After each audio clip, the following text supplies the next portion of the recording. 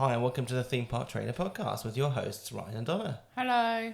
This week, we are going to be talking about Walt Disney World's most expensive rides.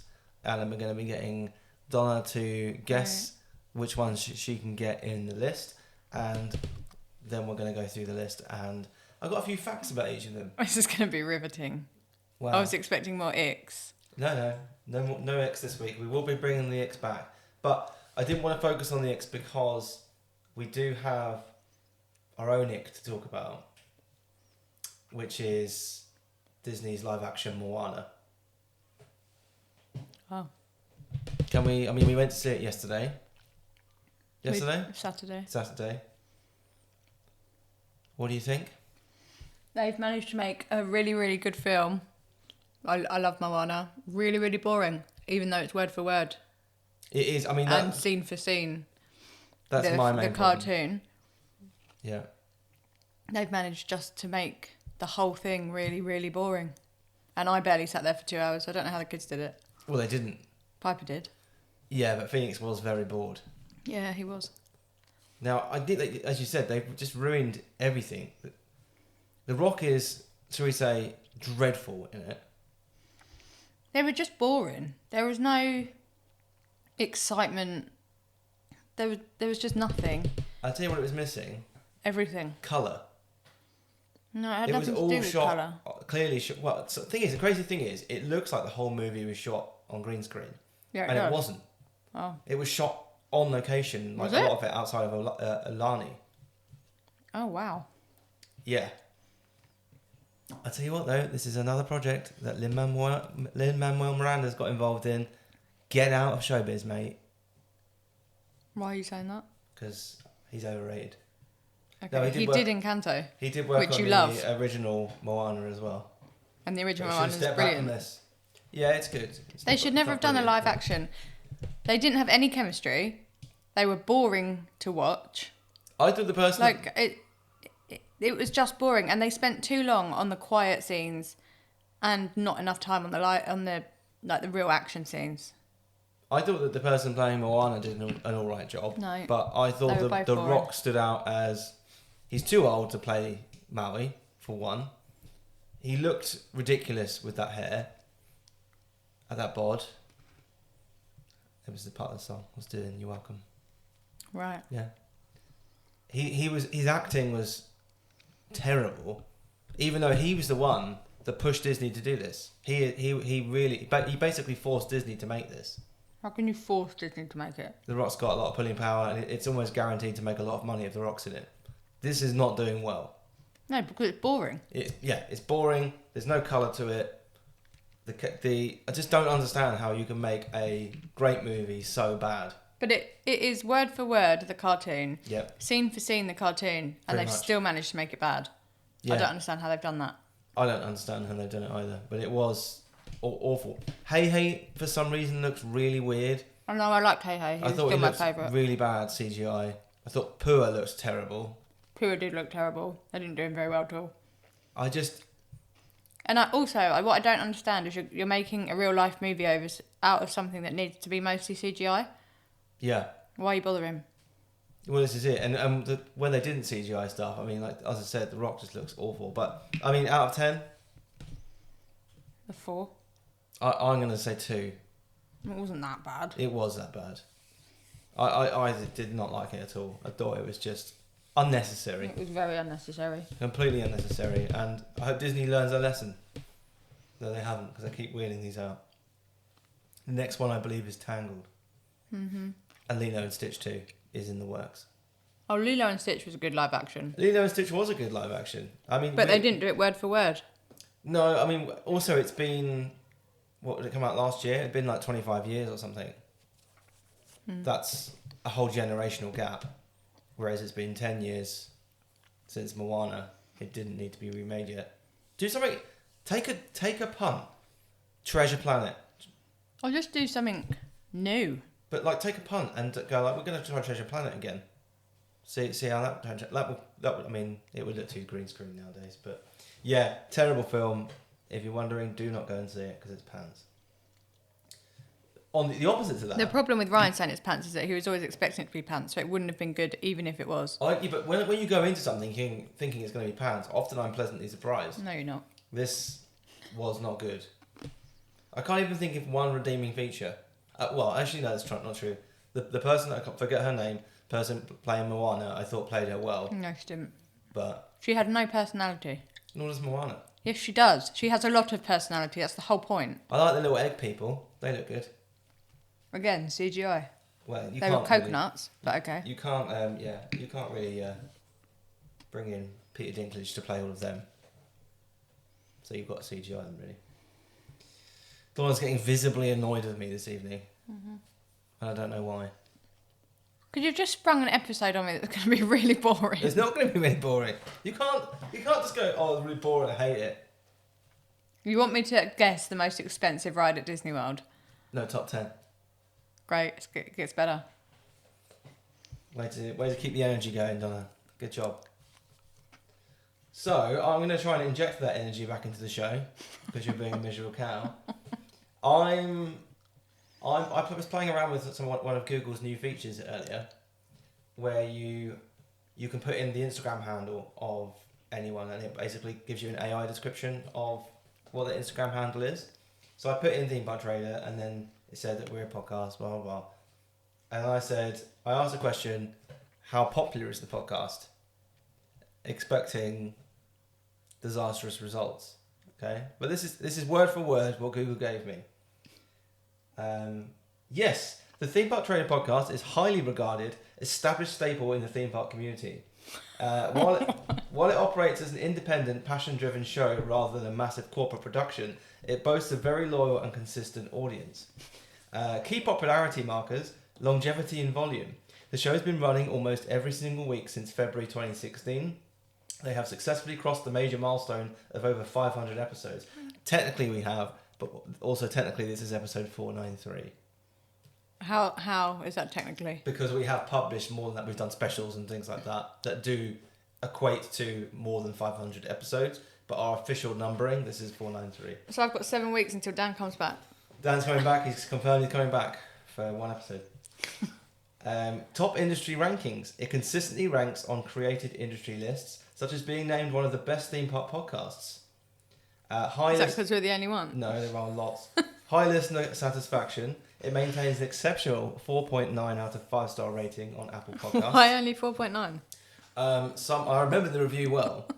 Someone decided to stop listening to the podcast and they rated us 3 out of 5 because we made a joke about people being legless at Alton Towers after the Smiler disaster. What we did? No, the show did. It was me. I made the joke. Well, of course you did. Yeah. It wouldn't have been me. It was me and Dan, and they said that it was in poor taste. And after years of listening, they were going to rate us 3 stars because they didn't like one joke. To which I dedicated a whole episode to that review. And if you can't take a joke, then this isn't the show for you. You got over it then? I'm over it. Yeah. Community recognition. The show's reach is wide enough that the hosts are regularly recognised by fans while visiting the actual parks. I did not put. I swear to God, that's word for word. How does it know this? I don't know where it's gone that from. Well, this is a load of rubbish then, isn't it? But no, if you haven't put that online, that is a load of rubbish. That's not untrue. Why listeners tune in. The British perspective. Listeners love the uniquely casual, light-hearted and slightly cynical British banter brought by host Ryan and his wife/co-host Donna, who took over regular duties from co-founder Dan. So there you go.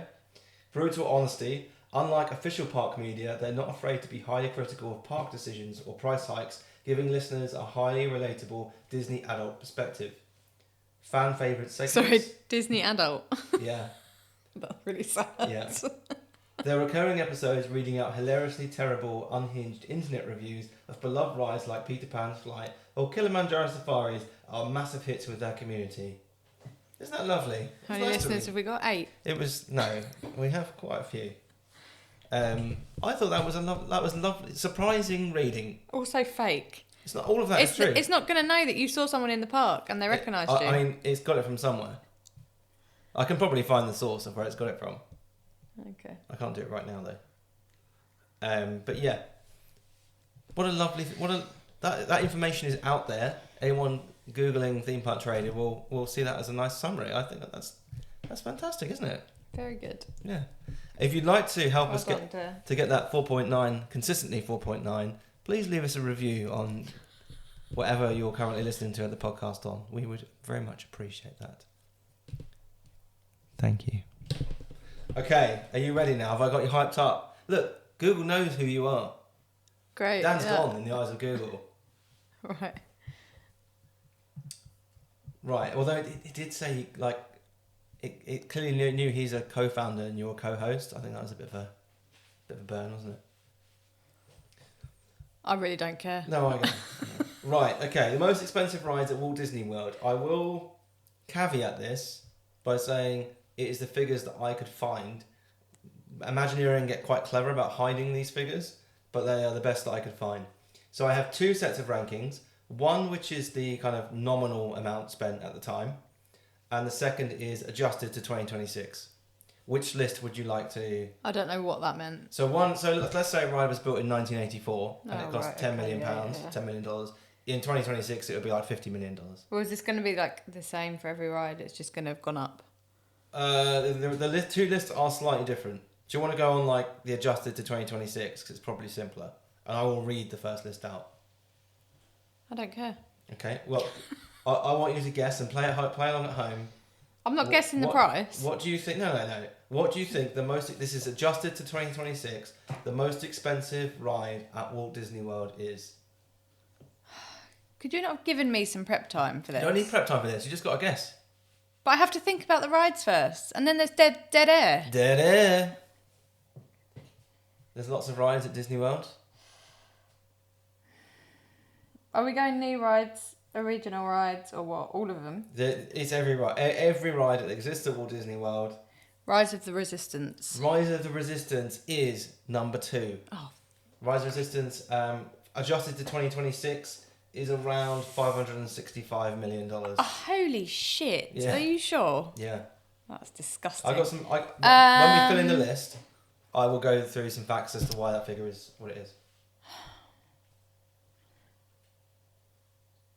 It's a bit of a random one, but Kilimanjaro Safaris.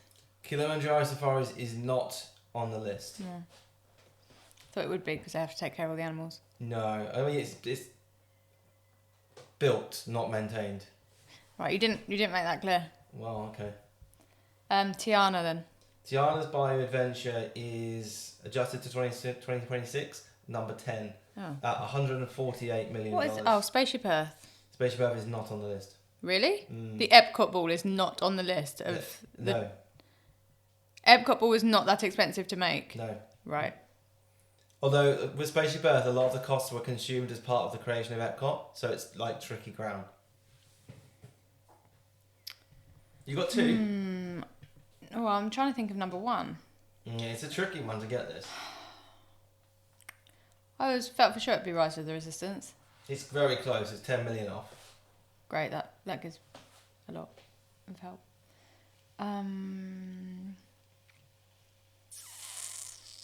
Might want to feel the dead air for a minute. Do you want me to tell you some facts about Rise of the Resistance? If you want.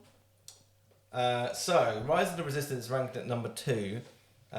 450 million estimated when it was built in 2022, I want to say. Sorry, in 2019. I don't know where I got that from. And now 565 million adjusted, which is why it's number 2. The 450 estimate came from a former Disney employee Tron, who worked on the project.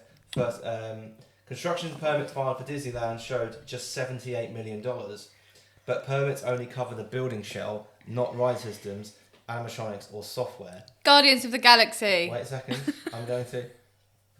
The ride itself has 65 audio animatronics, and figures can cost around $1 million each. So potentially there's $65 million worth of animatronics alone. The show building is roughly 165,000 square feet and required the largest concrete pour in Disney Parks history. So if you're a fan of concrete, that's the building to be in. Guardians of the Galaxy, number 1. Hold on, I'm still going through some Oh, God. facts. Obviously part of Galaxy's Edge, and each coast's version of Galaxy's Edge cost $1 billion. Each what? Galaxy's Edge cost $1 billion. What a waste of time. A former Imagineer called it an intent to visit attraction. Disney's internal justification for the spend was that it would drive whole vacations, not just rides. I mean, it does. Which is true. I mean, I think that's true of the land. Disney built it twice, obviously, Florida and California, duplicating $455 million attraction. It's pretty much a decision that no other park operator in the world could do. Building two $450 million attractions side by side. $900 million on two attractions. On two rides, yeah. Its life-size AT-AT walkers and full-scale TIE Fighter are set pieces, not screens. Physical builds at that scale cost dramatically more than media-based screens. Okay, so that was some facts on Rise of Resistance. What did you say? Oh, they cost dramatically more than screens. It's not Guardians then, is it? I mean, I can say Cosmic Rewind is number 2. $560 million. Sorry, you just said Sorry, Rise number of three. Right. $560 million, just checking Oh. you're paying attention. But now, when it was built in 2022, it was $500 million. So far you've got Rise of the Resistance at number 2, Cosmic Rewind at number 3, Tiana's Bayou Adventure at number 10. Tron. You said Tron is at number 6, $200 million when it was built in 2023. That's not as much as I was expecting. $215 million adjusted for 2026.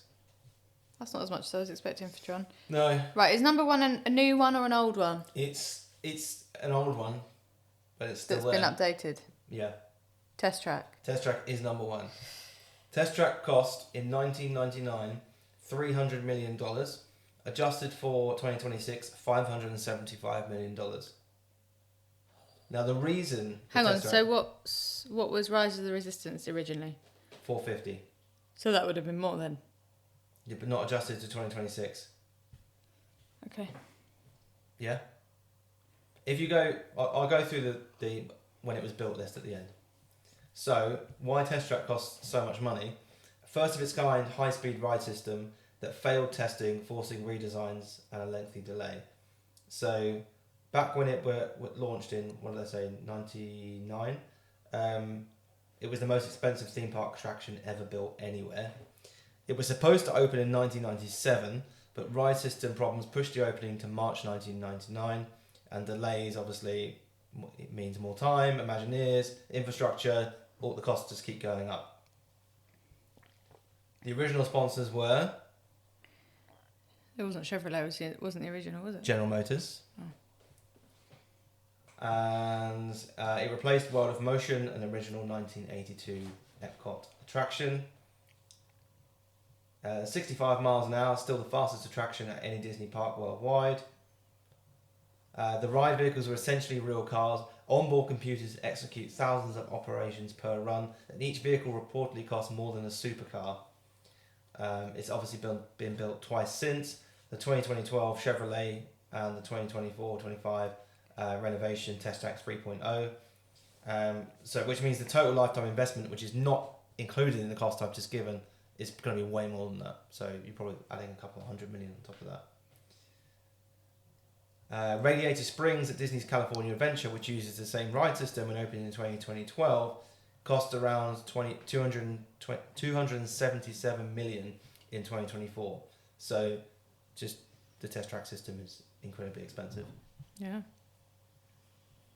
So far you've got Test Track, Rise of Resistance, Cosmic Rewind, Tron, and Tiana's Bayou Adventure. You still have another 5 to guess. Pirates. No, Pirates is not on the list. Snow White. Seven Dwarfs. No. Big Thunder Mountain. No. Oh, for God's sake. Well saved. What? I thought you were going to say. Oh. Millennium Falcon. No. Oh my lord. Tower of Terror. Tower of Terror is number 5. 300 million. Rock and Adjusted. Roller Coaster. No. I'm just naming all the Disney rides now. You might as well tell me them. You want me to go? So okay. Number 4 is Expedition Everest. That is number 8 at $160 million. Flight of Passage. Flight of Passage is number 4, $330 million. How many have I got now then? I think you just need 2. Remy? No. Frozen? No. Soaring? No.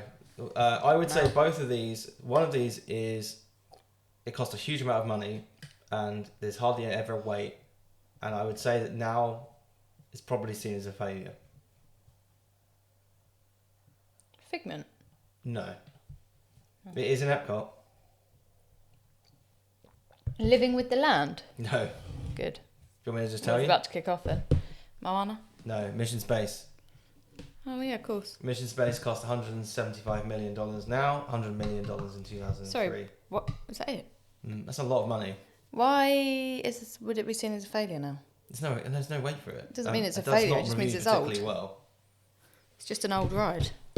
And the last one on the list, which you'd never Moana. get, is Mickey and Minnie's Runaway Railway, which cost $155 million adjusted to 2026. So, if you look at when the ride first opened, the list looks slightly different. So, Guardians of the Galaxy is number 1, opened in 2022 and it cost $500 million. Number 2 is Rise of the Resistance, opened in 2019, $450 million.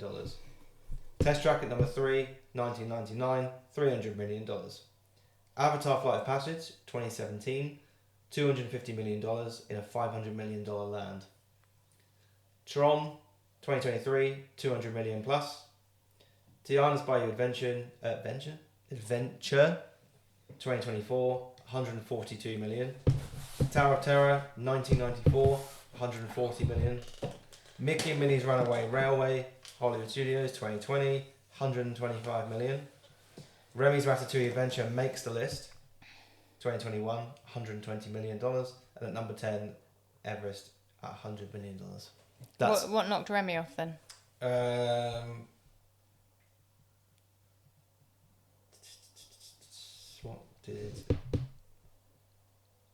What knocked it off? Mission Space. Oh. When you adjust to 2026 numbers. Right. So we've gone through Test Track, we've gone through Rise of Resistance, Guardians of the Galaxy.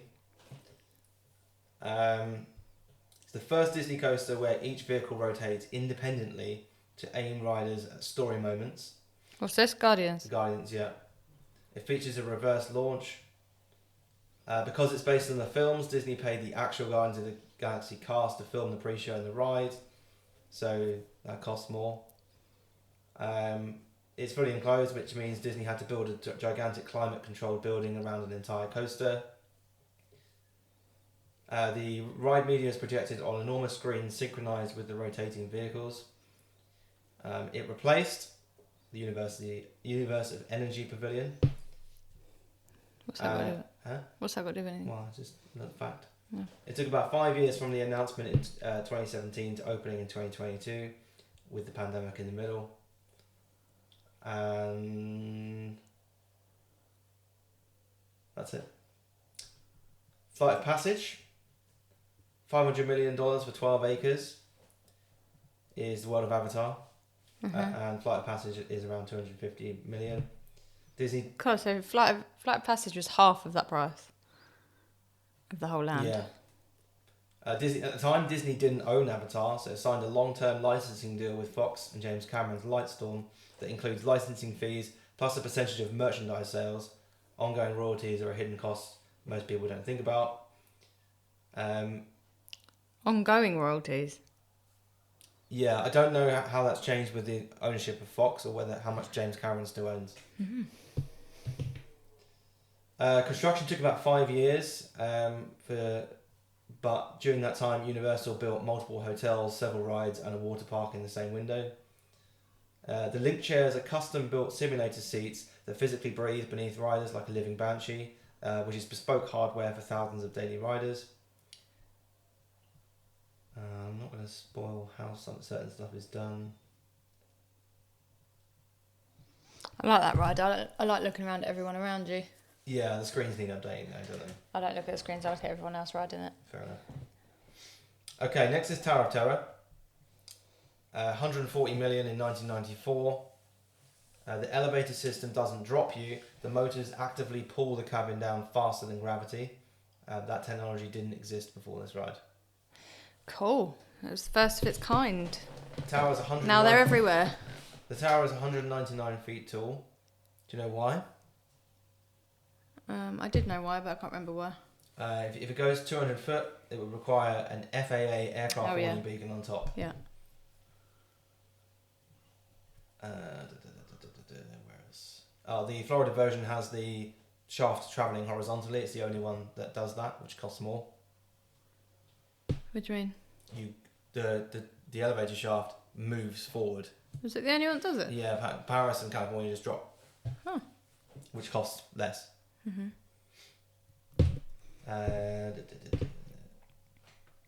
Such a good ride. Yeah, it's good. So Tron, a clone that somehow wasn't cheap. So there were site complications and a 6-year construction, which is insane. That is still insane. 6 years. Wasn't a pandemic in the middle of that? Yeah, but Universal built rides, no problem. Right. Disney never released a figure, but people involved with the Shanghai original said it cost over 200 million.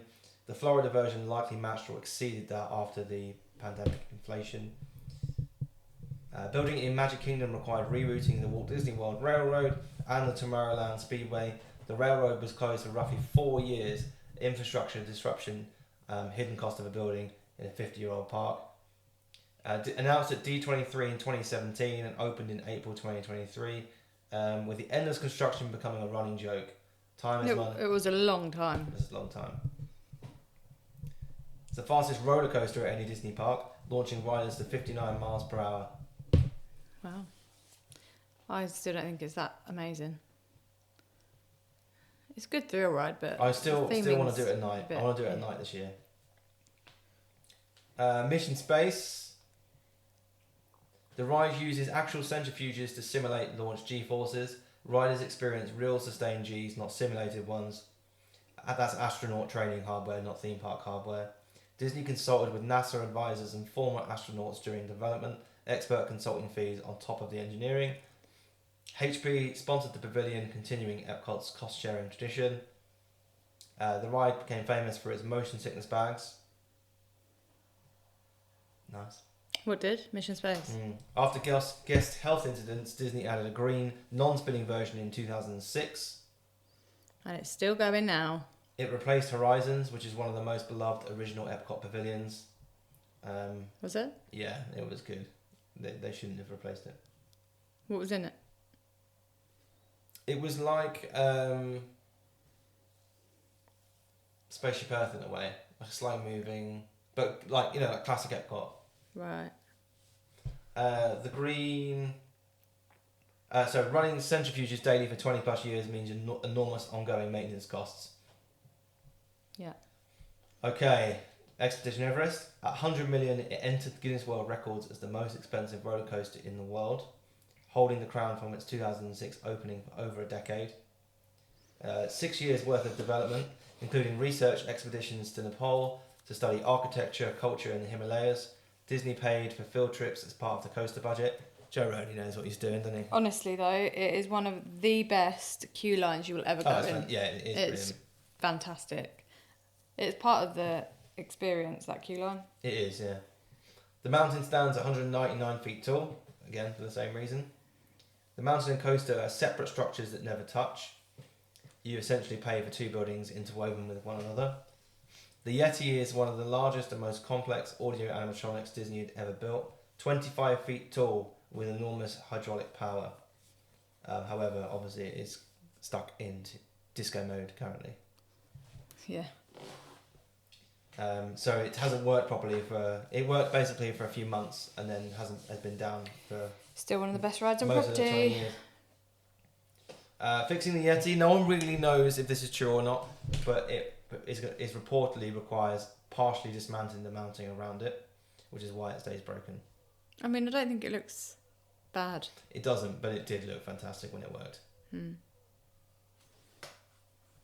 The queue is fully realised Himalayan village museum with hundreds of genuine artefacts brought back from Nepal, theming that most guests just don't really pay attention to. I really like it. But it is amazing. It is an amazing queue. It is such a good queue. Mickey and Minnie's Runaway Railway.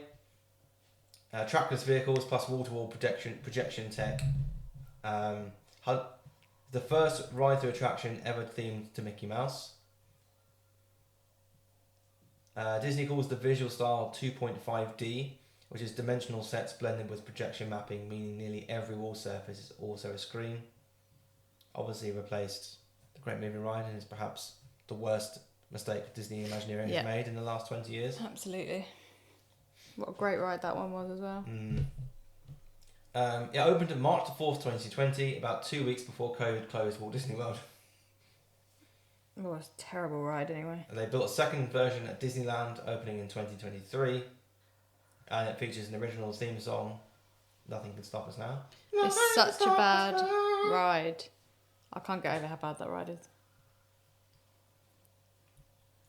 It is bad. Yeah. I was just thinking... It is the worst mistake. I mean, we've gone... I think we did a whole episode on the worst mistakes that Imagineering have made. I think this comes up in a lot of episodes, this one. It's horrible. It's just a horrible ride. Yeah. It's not a bad ride. It is. But it's for a Mickey Mouse ride, I think it's fallen very short, especially when it cost more than Expedition Everest. It's awful. Which is mad. And then number 10, Tiana's Bayou Adventure, 142 million. I mean, that's a lot of money for replacing some animatronics. Yeah, it is. A lot of money. They've replaced a lot though. Did you go on it in the end? Yeah, I've been on it. Yeah. A couple of times. So it makes it more expensive than the nominal cost of Tower of Terror, Runaway Railway, or Expedition Everest for a retheme. The original Splash Mountain was itself a record setter. The Disneyland version in 1989 cost around $75 million. The overhaul was announced in 2020 and opened in 2024, which is 4 years of design and construction for an existing ride. It's packed with new audio animatronic figures of Tiana, Louis, I can't remember his name, Mama Odie, and a band of Bayou critters. That's the biggest cost. They cost, we said earlier, maybe $1 million each. But there is a problem. They don't bloody work. Yeah, they don't. They're down most of the time on this attraction. It's pretty bad. Imagineers made research trips to New Orleans and worked with local artists and chefs for authenticity. Yeah. I like that they do that. Yeah, I think it's a good part of the process. It's good. So, a couple of honourable mentions. Remy's Ratatouille Adventure just missed the top 10 as we kind of covered off. $120 million. Also, could take it or leave it. I'm wondering if it will be better without the 3D glasses or not. Is that what they've done? They've done that now in Epcot. Oh. Apparently people are saying not. Yeah, since the last time we were there. I thought they were doing it in Paris. They've done it in both. Right. Yeah. Why? I think the screens don't work. I thought they worked quite well in Remy. I mean, I never had a problem with them. But I guess if you don't have to make a ride 3D, then when it affects, people wearing glasses, loads of people can't see it properly. The whole point of it was 3D because the chef comes at you, you fall through the window, the champagne cork comes at you. It's not going to work as well, I don't think. But it'll be interesting. It's going to be like watching the film in a car. One more mention that you did talk about, Spaceship Earth. Estimates really difficult to get. They range from 800 million up to 1.2 billion. Well, that's a lot then, isn't it? But those figures likely blend into Epcot's overall $1+ billion construction budget. So we don't know how much was spent on Spaceship Earth. I can imagine it was a lot of money just on that board. I would imagine if we could get the figures that Spaceship Earth would make the top 10. Yeah. Yeah. But I could not find a solid answer to that one. But I would imagine it probably even makes top 3 or top 4 adjusted for 2026. Just the outside of it, even. Yeah. Not even thinking about the actual ride itself. Just the building. So yeah, the number one ride, Test Track. adjusted for 2026. Most expensive ride at Walt Disney World. Was that more fun than you thought it would be? Do you want me to answer that honestly? You look so entertained. Do you want me to answer that honestly? No. Well, listening at home, I hope you've learned something today. And it was such a twat. Because I'm just getting all kinds of abuse here, and I don't think it's very nice. But on that note, thank you very much for listening, and we will see you again next week. Bye.